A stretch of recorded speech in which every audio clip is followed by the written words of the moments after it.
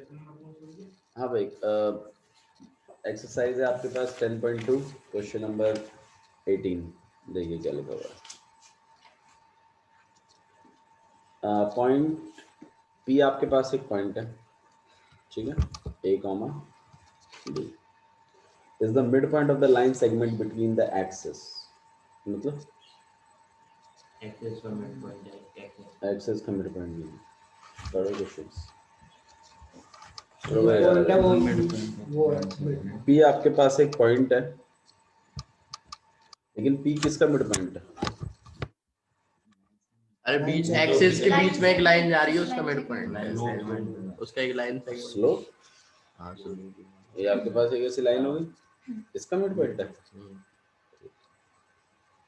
तो मतलब ये पी एक पॉइंट है आपके पास और ये A comma B and P is the mid point. ठीक है आपके पास, थोड़ा सा इसको काम कर लेंगे, बड़ा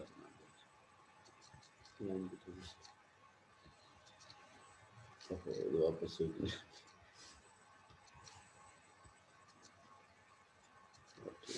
तो पी आपके पास एक पॉइंट है जो कि इस लाइन सेगमेंट का क्या है, मिड पॉइंट। अच्छा जी, मिड पॉइंट मतलब लाइन सेगमेंट का, ठीक है, मतलब यहाँ से लेके यहाँ तक की लाइन सेगमेंट का ये पॉइंट क्या है, मिड। ऐसा बोला है क्वेश्चन में। आगे आगे शो करना है कि show that equation of the line is this. ये जो लाइन की इक्वेशन जो बनेगी ये आपकी ऐसी है, ऐसा बताना है कि x अपॉन में a प्लस y अपॉन में b equal to 2। Prashant bouncer जाएगा आपके एक्सरसाइज, ठीक है। तो या तो आप पिछली वीडियोस देखो, ठीक है, और या तो आप बाउंसर खाते हो, ऐसे देखो।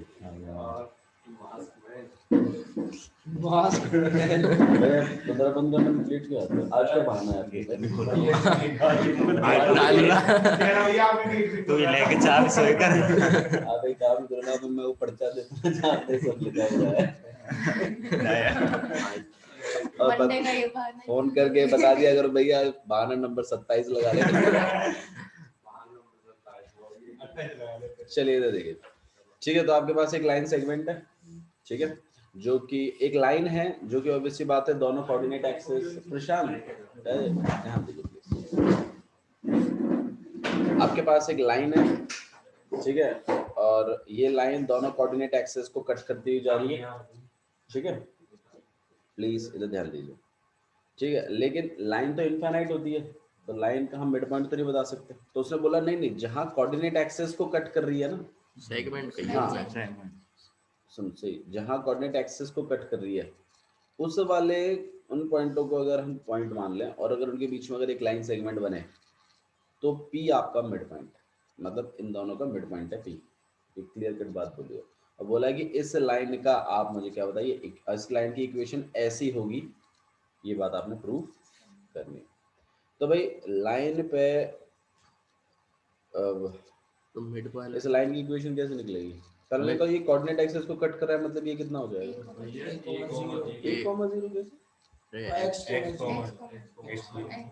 1,0 कैसे x, 0 होगा और ये वाला जो पॉइंट होगा, very good, 0, mid point formula लगा। अब हम क्या करेंगे, देखो हम हमारी जो कोशिश है वो यहाँ पर यही है कि हम किसी तरीके से लाइन पर दो पॉइंट पता लगा लें या इंटरसेप्ट फॉर्म निकाल लें।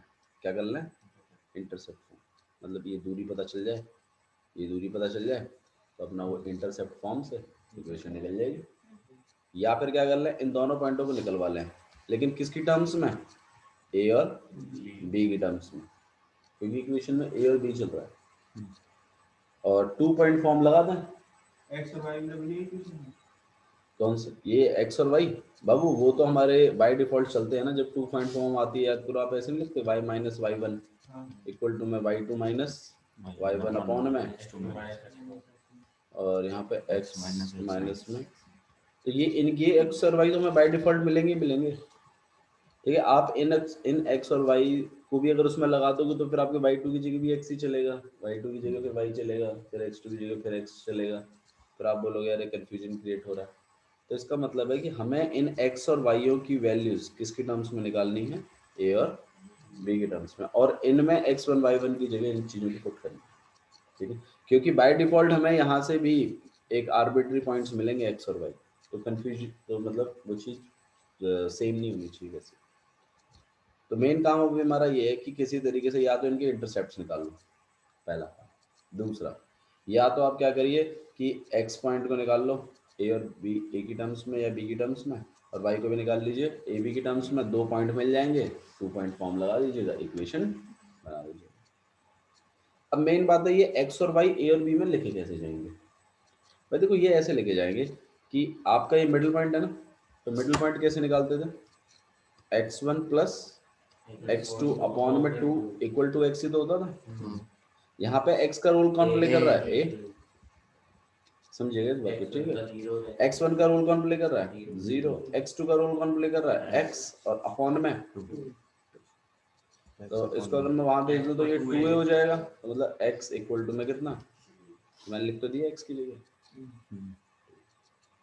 तो मतलब ये वाला जो पॉइंट है, अगर मैं a और b के टर्म्स में कन्वर्ट करवाऊं तो ये होगा आपके पास 2a कॉमा, करवाना पड़ेगा, मैं ध्यान रखना, ठीक है, क्योंकि हमें जो 2 पॉइंट चाहिए वो a और b में चाहिए, क्योंकि x और y तो ये वो वाले हैं जो आर्बिट्री पॉइंट रहते हैं लाइन पे, ठीक है।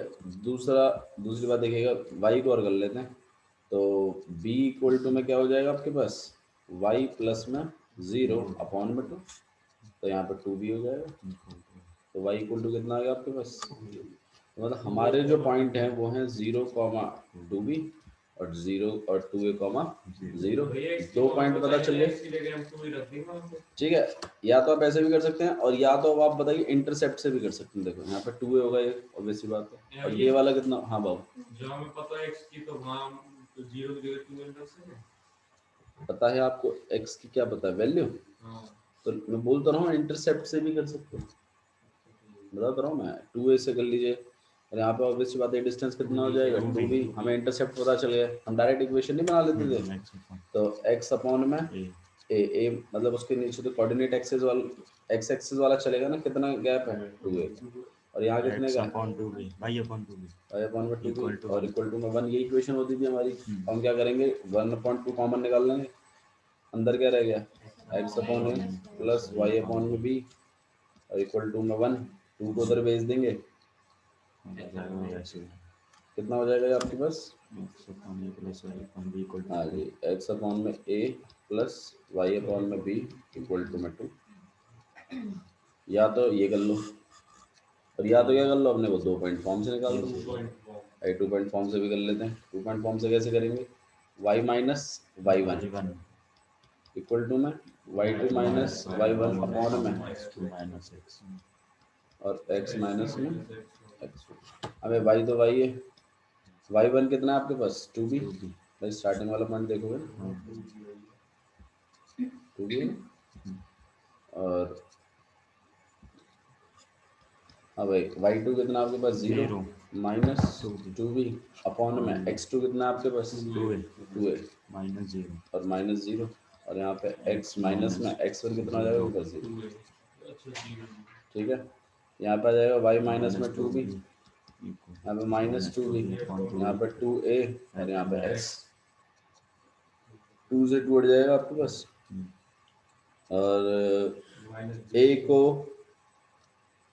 a को उधर भेज देते हैं, हमें चाहिए क्या, इक्वेशन कैसी है हमारी, x अपॉन में a चाहिए और प्लस y अपॉन में माइनस b b को इक्वल टू भेज 2 दो लेके इधर। आना है ना, एक काम करते हैं b को, माइनस b को ही हाँ भेज हाँ एक माइनस b को हम दोनों के नीचे भेज देते हैं और a को हम यही रखते हैं, तो ये हो जाएगा आपके पास माइनस x अपॉन में a, b को ही भेज रहा हूँ खाली, ठीक है, दोनों के नीचे भेजूंगा तो यहाँ पे कितना हो जाएगा आपके पास, ऐसा आ जाएगा, दोनों को अलॉट कर देंगे, तो y अपॉन b कितना आ जाएगा यार आपके पास y अपॉन b माइनस का 2 b अपॉन में b b से b और यहाँ माइनस x अपॉन में a, इसको उधर भेज देते हैं, इसको उधर खींच देते हैं, b से b कट जाएगा, माइनस 2 उधर जाएगा, किसका हो जाएगा 2 का, इसको इधर भेजेंगे तो कितना आएगा x अपॉन में a plus y upon b,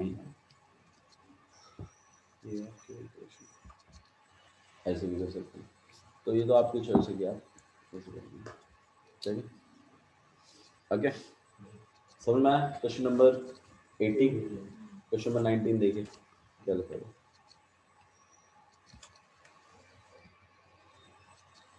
question number 19 देखिए, पहले क्वेश्चन नंबर 19 जिज्ञासु बताओ।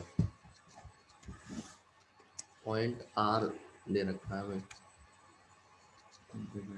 एक भैया एक पॉइंट आर दे रखा है जो एक लाइन सेगमेंट है, जैसे अभी ड्रॉ किया था वैसा ही हाँ है। जी, point R divides a line segment between the X and the ratio 1:2। बिल्कुल सही बात है, लेकिन पिछली बार तो मिड पॉइंट दे दिया था, इस बार उसने क्या दिया कि भैया रेशियो में बांट रहा है एक पॉइंट, पॉइंट का नाम है आर, और ये एच और के में है, और 1:2 किसके रेशियो में है, सेक्शन 2:2 में बांटा। ठीक है, find the equation of the line, बिल्कुल सही क्वेश्चन है। ठीक है, ये आपको पॉइंट जो है ये कहीं ना कहीं आपको x, 0 और ये वाला जो पॉइंट है 0, यहाँ पे 0, y है। हमारी कोशिश वही रहेगी कि हम इस x और y को किसके टर्म्स में लिखवा दें, h और k के टर्म्स में, सेक्शन फॉर्मूला यूज करते हुए। ठीक है, ध्यान रखिएगा ये 2 इधर वाले से मल्टीप्लाई होगा और ये 1 इधर वाले से मल्टीप्लाई, ठीक है ना, कंफ्यूजन क्रिएट ना करें m1 m2 और ऐसे, समझो अपोजिट में होता है ये इधर और वो इधर। ठीक है, अच्छा जी, उसके बाद फिर हम x और y को किस में कन्वर्ट कर लेंगे, h और k में। जैसे ही h और k में कन्वर्ट हो जाएंगे फिर या तो अपना वो इंटरसेप्ट फॉर्म निकाल दो और या तो अपना वो 2 पॉइंट फॉर्म निकाल दो। ठीक है, ठीक है, ऐसा समझ कर पाएंगे। ठीक है, और बताओ। अब देखो नॉर्मली हम m1 इसको m2 इसको x1 y1 और इसको x2 y2, अब समझने की जरूरत नहीं। अब ठीक है, ये x1 y1 मानोगे तो वैसी बात है m2 इधर वाले से मल्टीप्लाई करोगे ना, और ये वाला m1 1 रहेगा तो इधर वाले से करोगे, ऐसे तो करते थे m2 x1 plus m1 x2 upon में m2 प्लस में m1, ऐसे करते थे। मैं ये चीज़ बता रहा हूँ कि भाई m2 को किससे मल्टीप्लाई करेंगे, x1 से, तो मतलब ये m2 मल्टीप्लाई होगा किससे, x1, इसको उधर और उसको इधर। हाँ जी, ठीक है। बच्चे क्या करते हैं ना, मैं आपको बताता हूँ, देखो मान लो बाय डिफॉल्ट तुमने इसको x2 मान लिया और इसको y2 मान लिया। मैं प्रॉब्लम बता रहा हूँ जहाँ करते हैं बच्चे और डरते हैं करने से, फिर उस चीज़ को बच्चे क्या करते हैं, इसको x2 मान लेते हैं और इसको y2, होते हैं कुछ धुरंधर, इसको 1 मान लेते हैं, इसको मैं भी यही कहने वाला था, अगर हम नीचे हाँ, और अगर आपने इसको m1 m2 रखा हुआ है तो अब आपका मन नहीं करेगा कि भाई मैं इसको, आप क्या कर दोगे, इसको इसी से मल्टीप्लाई कर दोगे, मतलब m2 को इधर ही x1 से मल्टीप्लाई कर, जबकि ऐसा नहीं है।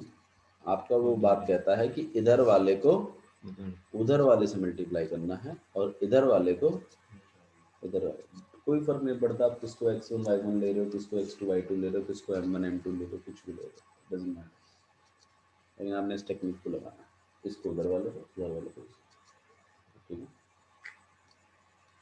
ओके, चलिए क्वेश्चन नंबर 20 आप चाहते हैं मैं एक्सप्लेन करूं, वो तो हालांकि मैंने करवा दिया है, 3 पॉइंट गिवन है, 2 पॉइंटों से इक्वेशन बना लो उसको, और तीसरे वाले पॉइंट को उसमें डाल दे, अगर सेटिस्फाई हो जाता है मतलब वही पॉइंट लाइन पर आ रहा है।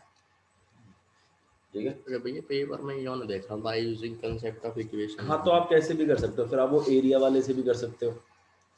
ठीक है, फिर आप क्या कर सकते हो, वो पहले 2 पॉइंट के बीच में स्लोप, बाद के 2 पॉइंटों के बीच में स्लोप, और अगर कोई कॉमन पॉइंट शेयर कर रहा है तो मतलब स्ट्रेट लाइन पर है, भाई स्लोप बराबर आ रही है तो मतलब पैरेलल है या तो, और अगर पॉइंट भी कॉमन शेयर कर रही है तो मतलब वही की लाइन। हाँ जी, ठीक है, पहले 2 पॉइंटों के बीच में स्लोप निकालिए, बाद के 2 पॉइंटों के बीच में स्लोप निकालिए, दोनों की स्लोप अगर बराबर आ रही है मतलब लाइनें पैरेलल है, लेकिन अगर कॉमन पॉइंट भी है तो इसका मतलब वो सही लाइन है। भाई स्लोपों का बराबर होना मतलब लाइनों का पैरेलल होना होता है, लेकिन अगर कोई कॉमन पॉइंट भी शेयर कर जाए तो मतलब वो स्ट्रेट लाइन पर ही पड़ता है।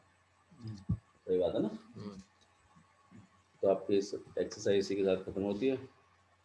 10.2 एक्सरसाइज आप मुझे कंप्लीट करके दे दोगे एक्सरसाइज को, जब कंप्लीट करके दे दोगे मैं अगली एक्सरसाइज करा दूँगा। नहीं नहीं नहीं बैठो, क्वेश्चंस करो जो मैंने करवाया है, ठीक है बाबू, ऐसे ही मिस कर रहे थे हम आपको।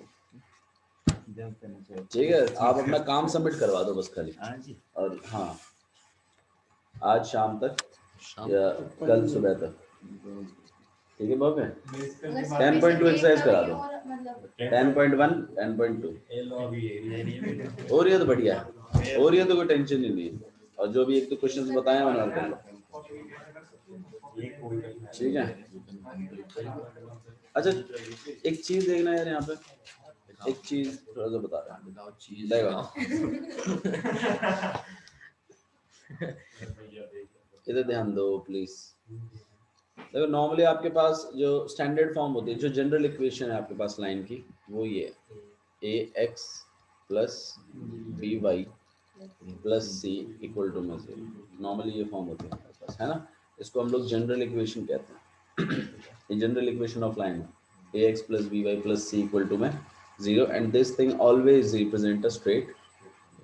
सही है। अच्छा जी, अब हम इस इक्वेशन को अगर स्लोप इंटरसेप्ट फॉर्म में कन्वर्ट करवाने की कोशिश करें, देखो अब मतलब पता क्या होगा, अब ये होगा कि आप इक्वेशन देखोगे और आप स्लोप बता दोगे डायरेक्ट इक्वेशन। मतलब देखो नॉर्मली जैसे मैं आपको यहाँ पे इक्वेशन दे दूँ 2x plus 5y equal to में 3, हाँ भैया स्लोप बताना लाइन की, नहीं बता सकते, छुपी बैठी है अंदर की। अच्छा लेकिन याद करिए स्लोप निकाल, स्लोप क्लियर दिखती है किस में? अच्छा इसमें बताना, इसमें स्लोप क्या है? 2 है। आपने कंपेयर किया इसको किससे? y equal to mx plus d, है ना, सही बात है ना। तो आपने कंपेयर करके बता दिया, लेकिन ये आपके पास कौन सी फॉर्म है? स्लोप इंटरसेप्ट फॉर्म, याद है स्लोप इंटरसेप्ट फॉर्म है ये। हम क्या करने वाले हैं, हम हमारी जनरल इक्वेशन होगी उसको हम स्लोप इंटरसेप्ट फॉर्म से कंपेयर करवाएंगे, मतलब हम उसको कन्वर्ट करेंगे स्लोप इंटरसेप्ट फॉर्म में, और हम स्लोप डायरेक्ट बताने की कोशिश करेंगे, इंटरसेप्ट भी बताने की कोशिश करेंगे। अच्छा इसमें सी क्या होता है अमन?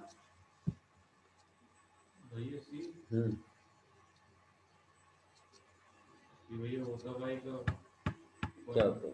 वाई का इंटरसेप्ट होता है बाबू। क्या होता है ये? वाई का इंटरसेप्ट। सही है, ठीक है।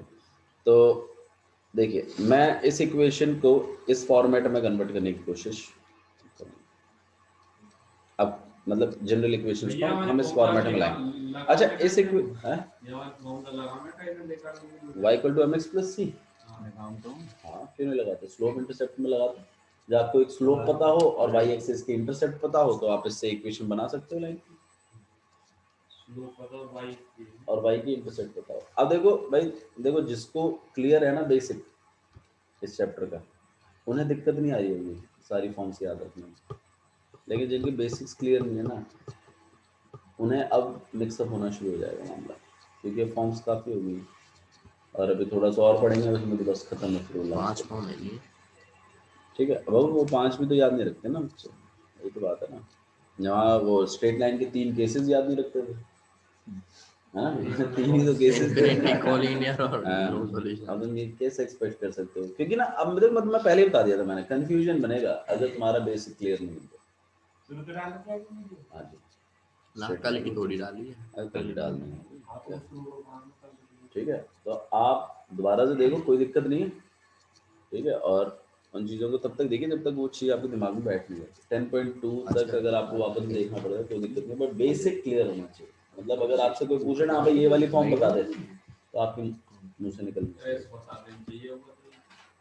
तो कह रहा था ना कि भाई आपने देख के कैसे सवाल कर दिए, जब तुम्हारे सवाल आए जब तुम्हारा पेपर हुआ था, हाँ 10वीं वाले नहीं, अभी किस टाइम, हाँ तो उसमें स्ट्रेट लाइन के कुछ क्वेश्चंस आए थे, मैं देख देख के बताया था, मैंने इसका आंसर ये इसका आंसर ये, बोले भाई आपने कैसे बता दी, मैंने तू ही बताएगा जब मैं तुझे पढ़ाऊंगा, तो मैं पढ़ा रहा हूँ लेकिन तुम पढ़ नहीं रहे, ठीक है। तो अच्छा तो हम इस वाली फॉर्म से इस वाली फॉर्म में कन्वर्ट करेंगे और हम बताएंगे कि अगर जनरल इक्वेशन लिखी हुई है तो स्लोप निकालने का क्या तरीका है, ठीक है। आइए देखते हैं। तो जैसे आपके पास इक्वेशन लिखी हुई है कैसे, A X plus B Y plus में सी इक्वल टू में 0, और आपने इस इक्वेशन को बनाना है y equal to M X plus C, इस वाले फॉर्मेट में। ये सी नहीं है, ये सी अलग है, वो अलग, वो इंटरसेप्ट रिप्रेजेंट कर रहा है, ठीक है। अच्छा जी, तो इस इक्वेशन बनाने के लिए एक बात तो मेरे को समझ में आ रही है कि वाई को क्या करना है, अकेले, मतलब ये सब चीज़ें पल्ली तरफ जाएंगी, तो इनको पल्ली तरफ भेज देते हैं। कितना हो जाएगा यहाँ पर माइनस ए एक्स और माइनस का सी, और यहाँ पे बी, सही है। फिर वाई को अकेला करेंगे, कितना आ जाएगा आपके पास माइनस ए एक्स अपॉन में बी, और माइनस का सी अपॉन में, सही है ना भाई, बी दोनों को मिल जाएगा ना। अच्छा जी, अब जब मैंने यहाँ देखा तो अब आप कंपेयर करके देखो, आपको स्लोप अपने आप पता चल जाएगा क्या है।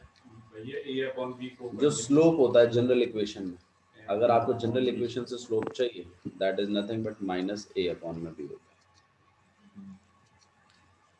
आ रहा है समझ में? और जो y का इंटरसेप्ट होता है, जो y का इंटरसेप्ट होता है, that is nothing but minus C upon B. C upon में, आप कंपेयर करके देखो ना, आपको समझ में आएगा। तो अगर मैं आपके पास इक्वेशन लिख रहा हूँ ऐसी 2x plus 3y equal to में 5 मान लो, तो अब आप मुझे बताओ कि स्लोप क्या होगी। आराम से सोचो, आराम से, कोई जल्दबाजी नहीं। मैं देखो ये 5 अभी वहाँ लिखा हुआ है, कायदे से रुक जाओ, कायदे से ये 5 यहाँ होना चाहिए जनरल इक्वेशन के हिसाब से अगर हम देखें, है ना। और जब ये उधर चला गया तो ये आपके पास कितना बन गया माइनस 2x और प्लस का 5, और यहाँ 3y था, y को आपने अकेला कर दिया, that is nothing but minus 2 upon में 3x और प्लस 5 अपॉन में 3। तो आपकी स्लोप क्या होगी -2/3, और स्लोप अगर नेगेटिव होती है, हाँ हाँ बिल्कुल, स्लोप अगर नेगेटिव होती है तो ऑब्ट्यूज एंगल क्रिएट करती है, तो लाइन इससे ऐसे झुकी हुई है, ठीक है। और इंटरसेप्ट भी बता सकते हैं, इंटरसेप्ट कितना है 5.3। ये कौन सी एक्सिस का, अच्छा तो मुझे एक रफ डायग्राम बताना, कैसी होगी वो लाइन।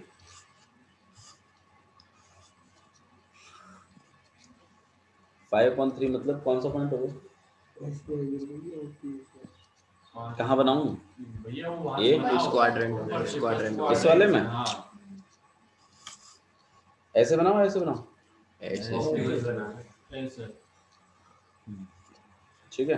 तो वैसी बात है 5.3 मतलब लगभग 1.6 समथिंग 1.6, ठीक है।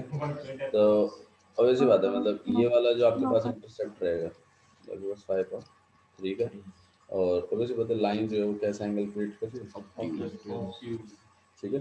हाँ माइट भी ऐसा होता है, इतनी स्टीप ना हो, ऐसा भी हो सकता है,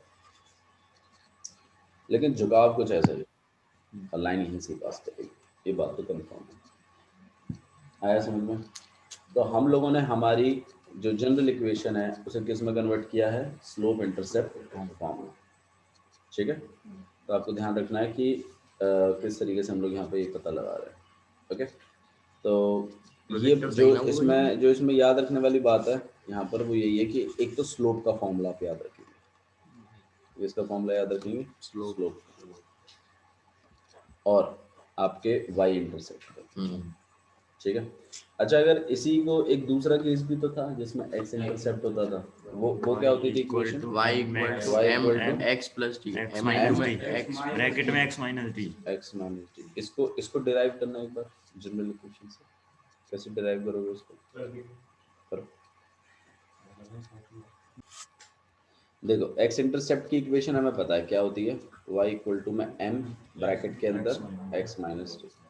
अच्छा हाँ y इंटरसेप्ट, आप मेरे को एक बार वो y इंटरसेप्ट वाली और बताना, y इक्वल टू क्या होती है mx प्लस c, सही है। और जनरल इक्वेशन क्या होती है आपकी ax plus by plus c equal to में 0। देखो सीखो इस चीज को, ठीक है। अगर मुझे स्लोप निकालना है तो इक्वेशन क्या बताई थी मैंने, माइनस a अपॉन b, याद रखो इस बात को। जनरल इक्वेशन से डायरेक्ट स्लोप कैसे निकालते हैं, माइनस a अपॉन b के थ्रू निकालते हैं। और अगर आपको y इंटरसेप्ट चाहिए तो क्या था आपके पास माइनस c अपॉन में b। मैं फिर कह रहा हूँ आप लोगों से, याद रखिए यही सब चीजें होती हैं जो कॉम्पिटिटिव एग्जाम्स में आपके बहुत काम आती हैं। एक इक्वेशन लिखी होगी, आपसे पूछा जाएगा स्लोप क्या है, बहुत बच्चे ऐसे सॉल्व करेंगे उसको, y को अकेला करेंगे उस टाइम पर, लेकिन आपको आंसर पता है कैसे करना है, आप डायरेक्ट कर दो। यही फर्क है, स्पीड यही फर्क पड़ जाता है प्रूफ वाले बच्चों में और जिन्हें फॉर्मूले याद है उनमें। ठीक है, तो आपको याद रखनी है ये बात, जनरल इक्वेशन से एक्स इंटरसेप्ट कैसे निकालते, वाई इंटरसेप्ट कैसे निकालते हैं, स्लोप कैसे निकालते हैं। और आइए इसकी डेरिवेशन और कर लेते हैं। हमारी इक्वेशन क्या है आपके पास, A X plus B Y plus C equal to में कितना है आपके पास, 0। अच्छा जी, ये ऐसा कुछ लाना है, तो ऐसा लाने के लिए बी वाई को अगर हम अकेला करते हैं तो इन सबको वहां फेंकना पड़ेगा, माइनस ए एक्स और माइनस सी, सही है। अब एक प्रॉब्लम और भी है कि बी भी नहीं चाहिए, बी को भी अकेला कर दो, वाई को अकेला कर दो, बी दोनों नीचे चला जाएगा, माइनस ए अपॉन में b x minus c upon में। लेकिन ये तो कुछ ऐसी बन गई है y equal to M x, लेकिन हमें एक्स ऐसा कुछ बनाना है। अब ऐसे में अगर आप देखो तो कॉमन निकाला गया है, कॉमन तो निकाला गया वो सब छोड़ो, तो ये देखो एक्स को अकेला किया गया, एक्स के साथ कुछ नहीं लिखा होता। तो एक बात तो कंफर्म है कि ये एक्स हमें यहाँ अकेला करना है, कुछ ऐसा कॉमन निकालेंगे कि वो अकेला हो जाएगा। अब आप खुद बताओ, अगर एक्स को अकेला करना है तो क्या कॉमन निकालना चाहिए, माइनस ए अपॉन बी, पूरा का पूरा निकालो ना, माइनस ए अपॉन बी अब देखो आपने माइनस ए अपॉन बी को कॉमन निकाल लिया, तो ऑब्वियस सी बात है एक्स तो अकेला हुई है, ये बात तो सही है ना, और माइनस भी चला गया तो ऑब्वियस सी बात है प्लस का ही होगा। आ रही है बात समझ में, ठीक है। अब आपने माइनस तो निकाल ही दिया, यहाँ पे क्या हो जाएगा आपके पास प्लस, ठीक है। अच्छा जी, आपने बी भी बाहर निकाल दिया तो बी भी जा चुका है, सी तो बाहर निकला नहीं तो सी तो रहेगा ही रहेगा, ठीक है। अच्छा जी, एक प्रॉब्लम और भी हुई है कि आपने माइनस ए अपॉन बी इसमें से भी निकाल दिया जबकि ए इसमें है नहीं, ए इसमें है नहीं। तो ऐसी चीज जो नहीं होती और आप बाहर निकाल लेते हो तो उसको बैलेंस रखने, क्योंकि देखो हमारा ये प्रोसीजर क्या होता है, हम वापस से अंदर मल्टीप्लाई कर देते हैं, तो ये आना चाहिए ना, ये आना चाहिए ना भाई, वापस मल्टीप्लाई करेंगे तो इसको, तो आप खुद सोचो कि अगर आप वापस मल्टीप्लाई करोगे तो ऊपर ही आएगा, जबकि आपको ए नहीं चाहिए, तो आपको नहीं लगता कि हाँ डिवाइडेड बाय नहीं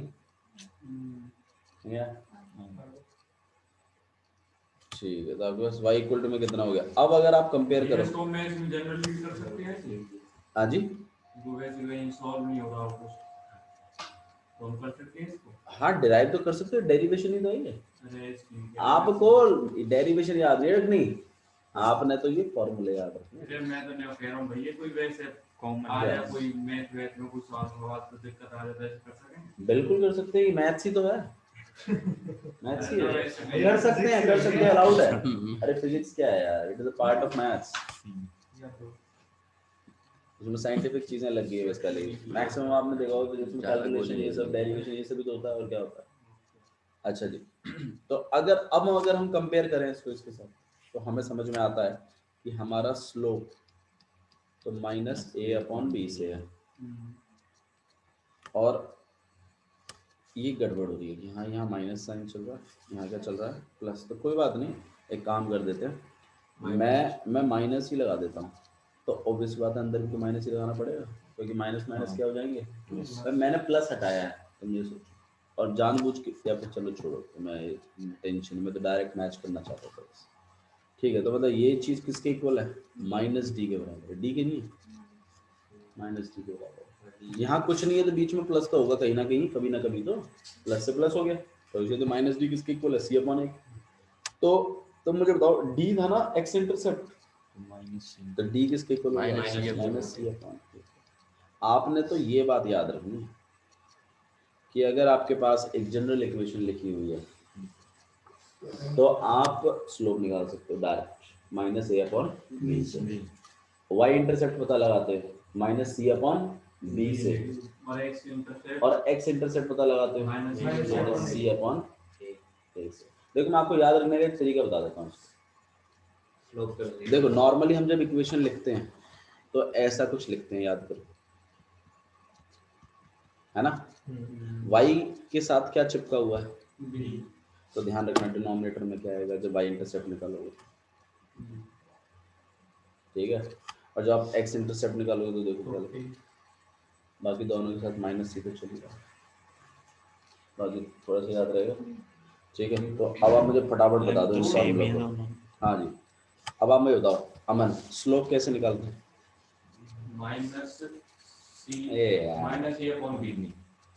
एक्स इंटरसेप्ट कैसे निकालते हैं? Lucky lucky lucky lucky lucky होता है, हाँ, माइनस सी अपॉन एकदम सुल्फा उल्फा पी के दोनों बैठे हैं सब। फिर बी को बता रहे तुम, वो वाई का इंटरसेप्ट है। अब ये भी मैंने टेक्निक बताई है तुम्हें, ए एक्स प्लस बी वाई लिखा रहता है, वाई के साथ बी चिपका हुआ है, तो जब मैं वाई का इंटरसेप्ट पूछूंगा तो डिनोमिनेटर में बी आएगा। तरीका ही नहीं सुनता।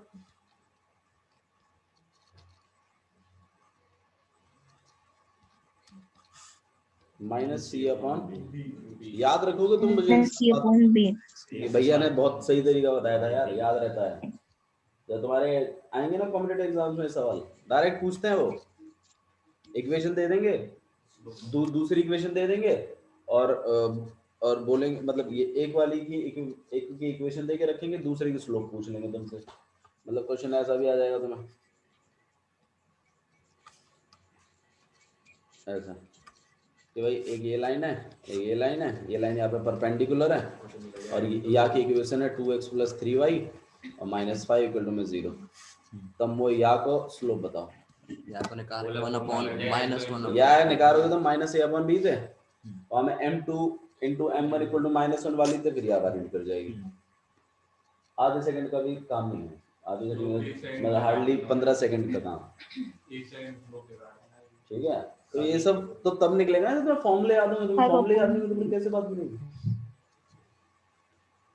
ठीक है। समझ में आया? तो आपने ध्यान रखना है इस चीज को कि एक्स इंटरसेप्ट कैसे निकालते हैं और वाई इंटरसेप्ट कैसे निकालते हैं, ठीक है। अच्छा जी, अब मुझे एक बात और बताओ तुम लोग कि अगर आपके पास जनरल इक्वेशन ऐसी लिखी हुई है ax + by + c = 0, और अगर हमें इंटरसेप्ट फॉर्म में कन्वर्ट करना है तो इंटरसेप्ट हमारी क्या होती थी, x/a + y/b = 1 ऐसे होगा। तो कहीं ना कहीं मैं इस बात को ऐसे लिख सकता हूँ ना, x/a - c/a +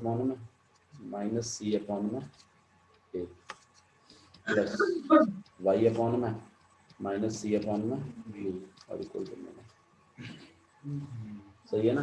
यहाँ पर a क्या है,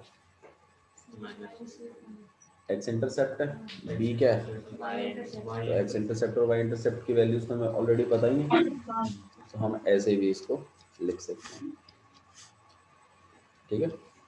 मतलब अगर हमें हमारी इस इक्वेशन से अगर इंटरसेप्ट फॉर्म बनानी है, डायरेक्ट जनरल इक्वेशन दे दी, मान लो तो मैंने बोल दिया हाँ भैया 2x + by एक इक्वेशन है, तब वो यहाँ की इंटरसेप्ट फॉर्म लिख के दिखाओ। ऑब्वियसली बात है इसकी इंटरसेप्ट फॉर्म तो जरूर होगी भाई, एक्स एक्सिस वाई एक्सिस कहीं ना कहीं कट तो करेगी ये लाइन, कितनी दूरी पे कर रही हो बताना है आपने। तो अगर मैं आपको बोलूँ हाँ भैया ये जनरल इक्वेशन है, इसकी इंटरसेप्ट फॉर्म लिख के बताओ, तो तुम कैसे लिखोगे? x/-c मतलब कितना हो जाएगा, 5 में a मतलब 2 + y/5 में 3 और इक्वल टू में कितना, ये आपके पास नहीं है ऐसा नहीं, ठीक है। तो आपने यहाँ तक ध्यान रखना है बात। चलिए आज के लिए इतना बहुत है, कल ध्यान रखना अगर कंप्लीट नहीं हुई एक्सरसाइज फेयर कॉपी में बाहर दियो एक सप्ताह का मैंने दियो, तो मतलब चलिए दैट्स ऑल फॉर टुडे।